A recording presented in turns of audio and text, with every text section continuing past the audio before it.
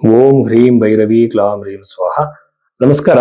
ಈ ದಿನ ಮಾರ್ಚ್ ತಿಂಗಳ ರಾಶಿ ಭವಿಷ್ಯಕ್ಕೆ ಹೋಗೋದಕ್ಕೆ ಮುನ್ನ ಕೆಲವು ವಿಚಾರಗಳನ್ನ ಹೇಳೋದಾದ್ರೆ, ಜ್ಯೋತಿಷ್ಯದಲ್ಲಿ ಬಹಳಷ್ಟು ಮಿಸ್ಟೇಕ್ಗಳಾಗ್ತವೆ. ಜ್ಯೋತಿಷರು ಯಾರು ಅಂತ ನಮಗೆ ಗೊತ್ತಾಗಲ್ಲ, ನಿಜವಾದ ಜ್ಯೋತಿಷರು ಯಾರು ಅಂತಾನೆ ಗೊತ್ತಾಗಲ್ಲ. ಯಾಕೆಂತಂದ್ರೆ ಮೊದಲನೇದಾಗಿ ಜ್ಯೋತಿಷದಲ್ಲಿ ಆ ವ್ಯಕ್ತಿ ಪರಿಣಿತಿ ಇದೆ ಅಂತಂದ್ರೆ, ನೀವು ಯಾವ ಬರ್ತ್ ಟೈಮ್ ನ ಕೊಟ್ಟಿರ್ತೀರಾ ಅದೇ ಬರ್ತ್ ಟೈಮ್ ನ ನಮ್ಮದೇ ನಿಮ್ಮ ಲಗ್ನ ಯಾವುದು ಅಂತ ತಿಳ್ತಾನೆ. ಇದಕ್ಕೆ ಬರ್ತ್ ಟೈಮ್ ರೆಕ್ಟಿಫಿಕೇಶನ್ ಅಂತಾರೆ. ನೀವು ಕೊಟ್ಟಿರೋ ಸಮಯವನ್ನ ಹಿಂದೆ ನಡೆದಿರುವ ಜೀವನದ ಘಟನೆಗಳಿಗೆ ಲಿಂಕ್ ಮಾಡಿ, ನೀವು ಕೊಟ್ಟಿರುವಂತಹ ಸಮಯ ಇದೆ ಅಂತ ನಿಮ್ಮ ಲಗ್ನವನ್ನು ಕಂಡುಹಿಡಿತಾನೆ. ಯಾಕೆಂದ್ರೆ ಒಂದೇ ರಾಶಿಯಲ್ಲಿ ಲಕ್ಷಾಂತರ ಜನ ಹುಟ್ಟಿರ್ತಾರೆ, ಬಟ್ ಒಂದೇ ಲಗ್ನದಲ್ಲಿ ತುಂಬಾ ಕಡಿಮೆ ಚಾನ್ಸಸ್ ಆ ಲಗ್ನ ಆ ಡಿಗ್ರಿ ವೈಸ್ ಹುಟ್ಟೋಕ್ ಸಾಧ್ಯ. ಓಕೆನಾ? ಸೊ ಎರಡನೇದಾಗಿ ಬಂದು ಹಿಂದಿನ ಘಟನೆಗಳು ಹೇಳಿದ ನಂತರ, ಲಗ್ನವನ್ನು ತಿದ್ದಿದ ನಂತರ ನಿಮ್ಮ ಭವಿಷ್ಯವನ್ನು ಹೇಳ್ತಾರೆ. ಹಾಗೇನೆ ಪರಿಹಾರಗಳನ್ನು ಸೂಚಿಸುವಾಗ ಮೊದಲನೇದಾಗಿ ವ್ಯಕ್ತಿತ್ವದಲ್ಲಿ ಬದಲಾವಣೆ ಸೂಚಿಸಬೇಕು. ಎರಡನೇದಾಗಿ ಬಂದು ಬೃಹತ್ ಪರಾಶರ ಹೋರಾಶಾಸ್ತ್ರದಲ್ಲಿರುವಂತಹ ಮಂತ್ರ ಜಪಗಳು, ದಾನಗಳ ಬಗ್ಗೆ ಹೇಳಬೇಕು. ಜಮ್ ಸ್ಟೋನ್ಸ್ ಬಗ್ಗೆ, ರುದ್ರಾಕ್ಷಿಗಳ ಬಗ್ಗೆ, ಕರುಮುಲಿಮಾಲ ಬಗ್ಗೆ, ಅಥವಾ ನಿಮ್ಮ ಹೆಸರು ಚೇಂಜ್ ಮಾಡ್ಕೊಳ್ಳಿ ಅಂತ ಹೇಳಿದ್ರೆ, ಬೇರೆ ಏನಾದ್ರು ಬಾಲಿಶವಾಗಿರುವಂತದ್ದು ಪರಿಹಾರಗಳು ಹೇಳಿದ್ರೆ ಯಾವ ಕಾರಣಕ್ಕೂ ಅದನ್ನ ನಂಬಬೇಡಿ. ಮಂತ್ರ ಜಪಗಳು, ದಾನಗಳು ಮಾತ್ರ ನೀವು ಎಫೆಕ್ಟಿವ್. ಅಂದ್ರೆ ಯಾವ ಬಡವರು ಯಾರು ಬೇಕಾದ್ರೂ ಇದನ್ನ ಮಾಡಬಹುದು. ಇದ್ರಲ್ಲಿ ಯಾವುದೇ ಜಾತಿ ಭೇದ ಏನೂ ಇಲ್ಲ. ಇದು ಪರಾಶರ ಮಹರ್ಷಿ ಕೊಟ್ಟಿರುವಂತಹ ರೆಮಿಡೀಸ್.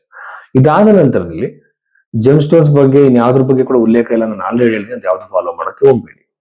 ಇಷ್ಟ ಆದ ನಂತರ ನಿಮ್ಮ ಡೆಸ್ಟಿನಿಯಲ್ಲಿ ಎಲ್ಲದನ್ನು ಚೇಂಜ್ ಮಾಡಕ್ ಸಾಧ್ಯ ಇಲ್ಲ. ಈಗ ಕೆಲವು ಘಟನೆಗಳನ್ನು ಚೇಂಜ್ ಮಾಡಬಹುದು. ಇದರಲ್ಲಿ ಪ್ರಾರಬ್ಧ, ಸಂಚಿತ, ಕ್ರಿಯಾಮಾನ ಕರ್ಮ ಅಂತ, ಅದರಲ್ಲಿ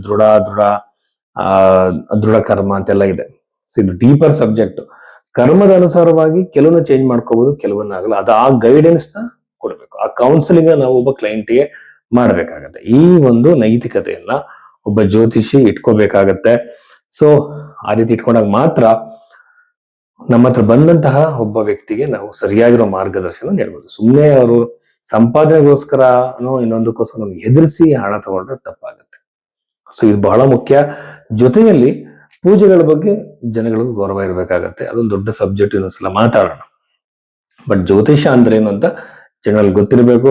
ತುಂಬಾ ಜನ ಹೇಳ್ತಾರೆ, ಸರ್ ಜ್ಯೋತಿಷ ನೀವೇನು ನೋಡ್ತೀರ ಅಂತ. ನಾನು ಲಗ್ನವನ್ನ ಫಸ್ಟ್ ಚೇಂಜ್ ಮಾಡ್ತೀನಿ, ಮಿಸ್ಟೇಕ್ ಇದ್ರೆ. ಅನಂತರದಲ್ಲಿ ಡಿವಿಷನಲ್ ಚಾರ್ಟ್ಸ್ ಅಲ್ಲಿ ಈಗ ಚತುರ್ಥಾಂಶ, ನವಾಂಶದವರು ಬದಲಾವಣೆ ಮಾಡಿ ಹಸ್ತರೇಖೆ, ಈ ಹಸ್ತರೇಖೆಯಲ್ಲಿ ನಾಡಿ ಹಸ್ತರೇಖೆ ಪ್ರಕಾರವಾಗಿ ಅವರ ಒಂದು ಜಾತಕಕ್ಕೆ ಟೈಮಿಂಗ್ಗೆ ಅದನ್ನ ಮ್ಯಾಚ್ ಮಾಡಿ ಪ್ರಶ್ನೆ ಕೊಂಡಲ್ಲಿ, ಇದರಲ್ಲಿ ಹೋರಾರಿ ಆಸ್ಟ್ರಾಲಜಿ ಅಂತಾರೆ, ಪ್ರಶ್ನೆ ಕೊಂಡಲ್ಲಿ ಮೂರನ್ನು ಟ್ಯಾಲಿ ಮಾಡಿ, ಮೂರನ್ನು ಕೂಡ ಇಂಡಿಕೇಶನ್ ಇರುವಂತಹ ಘಟನೆಯನ್ನು ನಾನು ಅವ್ರಿಗೆ ಹೇಳ್ತೀನಿ.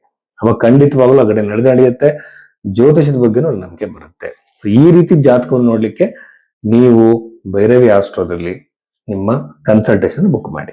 ಕನ್ಯಾ ರಾಶಿ 2026 ಮಾರ್ಚ್ ತಿಂಗಳ ಕನ್ಯಾ ರಾಶಿ ಫಲವನ್ನ ನಾವು ಗಮನಿಸೋದಾದ್ರೆ, ಕನ್ಯಾ ರಾಶಿಯವರಿಗೆ ಸಪ್ತಮದಲ್ಲಿರುವಂತಹ ಶನಿ ಗ್ರಹದಿಂದ ಯಾವ ಫಲ ಅಂದ್ರೆ, ವಿವಾಹದಲ್ಲಿ ವಿಳಂಬ, ಅನವಶ್ಯಕ ಡಿಲೇ, ಟೆನ್ಷನ್ಸ್.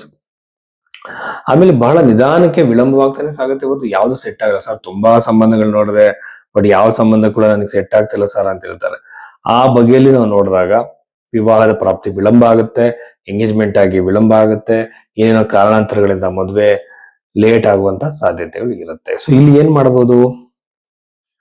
ಸಿಂಪಲ್, ನಾನು ನೋಡಿದ ಹಾಗೆ ಸ್ವಯಂವರ ಪಾರ್ವತಿ ಮಂತ್ರ ಜಪ ಬುಕ್ ಮಾಡಿ. ಭೈರವಿ ಅಷ್ಟರಲ್ಲಿ ಬುಕ್ ಮಾಡಿದ್ರೆ ಪ್ರತಿದಿನ 2-3 ದಿನ ಪಂಡಿತರು ಮಂತ್ರ ಜಪಗಳನ್ನು ಮಾಡ್ತಾರೆ. ವಿವಾಹ ಪ್ರಾಪ್ತಿಗೆ ಅನುಕೂಲ ಆಗುತ್ತೆ.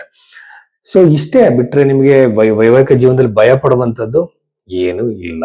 ಏನಂತಂದ್ರೆ ಷಷ್ಠ ಸ್ಥಾನವನ್ನ ಬಹಳ ಇಂಪಾರ್ಟೆಂಟ್ ಆಗಿ ಗಮನಿಸಬೇಕು. ಷಷ್ಠ ಅಂತಂದ್ರೆ ರಿಪು ಅಂತಾರೆ, ಅಂದ್ರೆ ತೊಂದರೆಗಳನ್ನ, ಸಮಸ್ಯೆಗಳನ್ನ, ಕಾಯಿಲೆಗಳನ್ನ ಕೊಡುವಂತಹ ಮನೆಯಲ್ಲಿ ಅತಿ ಹೆಚ್ಚು ಗ್ರಹಗಳಿರುವಂತದ್ದು. ರಾಷ್ಟ್ರಾಧಿಪತಿಯ 6ನೇ ಮನೆ ಇರುವಂತದ್ದು. ಲಂಗ್ಸ್ ರಿಲೇಟೆಡ್ ಇಶ್ಯೂಸ್ ಗಳಿರ್ಬೋದು, ಸ್ಕಿನ್ ರಿಲೇಟೆಡ್ ಇಶ್ಯೂಸ್ ಗಳಿರ್ಬೋದು, ಹೆಚ್ಚಾಗಬಹುದು. ಆಮೇಲೆ ನಿಮ್ಗೆ ಕಣ್ಣುಗಳಿಗೆ ಸಂಬಂಧಪಟ್ಟಂತ ಆರೋಗ್ಯದಲ್ಲೂ ಕೂಡ ಸಮಸ್ಯೆಗಳು ಬರಬಹುದು. ಕನ್ಯಾ ರಾಶಿಯವರು ಬಹಳ ಬಹಳ ಗಮನ ಕೊಡಬೇಕು. ಆರೋಗ್ಯದ ದೃಷ್ಟಿಯಿಂದ ಬಹಳ ಸಮಾಧಾನ ಚಿತ್ತತೆಯನ್ನ ಕಾಪಾಡ್ಕೋಬೇಕಾಗತ್ತೆ ಕನ್ಯಾ ರಾಶಿಯವರು. ಆಮೇಲೆ ದಶಮ ಸ್ಥಾನ ಅದ್ಭುತವಾಗಿರೋದ್ರಿಂದ ಕರಿಯರ್ ರಿಲೇಟೆಡ್ ಯಾವ್ದಾದ್ರು ಇಂಟರ್ವ್ಯೂಸ್ ಕೊಟ್ಟಿದ್ರೆ ಸಕ್ಸಸ್ ಇದೆ, ಹೊಸ ಜಾಬಿಗೆ ಟ್ರೈ ಮಾಡ್ತಿದ್ರೆ ಸಕ್ಸಸ್ ಇದೆ. ಇದಕ್ಕಿಂತಲೂ ಉತ್ತಮವಾಗಿರುವಂತಹ ಸ್ಯಾಲರಿ ನೀವು ಪ್ರಯತ್ನ ಪಡ್ತಿದ್ರೆ ಅಲ್ಲಿ ಕೂಡ ಸಕ್ಸಸ್ ಅನ್ನುವಂಥದ್ದು ಶತಸಿದ್ಧವಾಗಿ ಆಗುತ್ತೆ. ಯಾಕೆಂದ್ರೆ ದಶಮ ಭಾವ it is occupied by the Jupiter. ಅದು ಜುಪಿಟರ್ ಒಂದು ಪರ್ಫೆಕ್ಟ್ ಬೆನಿಫಿಕ್ ಆಗಿರೋದ್ರಿಂದ ನಾವು 100% ರಿಸಲ್ಟ್ ಎಕ್ಸ್ಪೆಕ್ಟ್ ಮಾಡಬಹುದು. Because of its retrogradation. ಅಂದ್ರೆ ಈ ರೆಟ್ರೋಗ್ರೇಷನ್ ವಕ್ರೀತನದಿಂದ ಸ್ವಲ್ಪ ರಿಸಲ್ಟ್ಸ್ ಕಡಿಮೆ ಆಗೋದು ಬಿಟ್ರೆ ಅಂದ್ರೆ ಕೆಲಸ ಸಿಕ್ಕಿ ಹೋಗ್ಬಿಡ್ಬೋದು, ಸಿಕ್ಕಿರೋ ಕೆಲಸ ಬಿಟ್ಟು ಹೋಗ್ಬಿಡ್ಬೋದು. ಈ ತರ ಸಾಧ್ಯತೆಗಳು ಹೆಚ್ಚಾಗಿರೋದ್ರಿಂದ ಗುರುಗ್ರಹದ ಗುರು ದಶೆ ನಿಮಗೆ ನಡೀತಿದ್ರೆ, ನಿಮ್ಮ ಲಗ್ನ ಕನ್ಯಾ ಲಗ್ನವಾಗಿದ್ರೆ ಮಂತ್ರ ಜಪಗಳನ್ನ ಮಾಡ್ತಾ ಹೋಗ್ಬೋದು. ನ್ಯೂಟ್ರಲ್ ಆಗ್ತಾ ಹೋಗುತ್ತೆ ಅದ್ರದ್ದು. ಸೊ ಭಯ ಪಡುವಂಥದ್ದು ಏನಿಲ್ಲ. ಆಮೇಲೆ ಆರೋಗ್ಯದಲ್ಲಿ ಏರ್ಪೇರಿರೋದ್ರಿಂದ ಸ್ವಲ್ಪ ಫಿಸಿಕಲ್ ಆಕ್ಟಿವಿಟೀಸ್ ಮಾಡೋದನ್ನ ಕಲಿಬೇಕಾಗತ್ತೆ. ಇದು ಬಹಳ ಮುಖ್ಯ. ಇಷ್ಟು ವಿಚಾರಗಳು ಕನ್ಯಾ ರಾಶಿಯವರದು.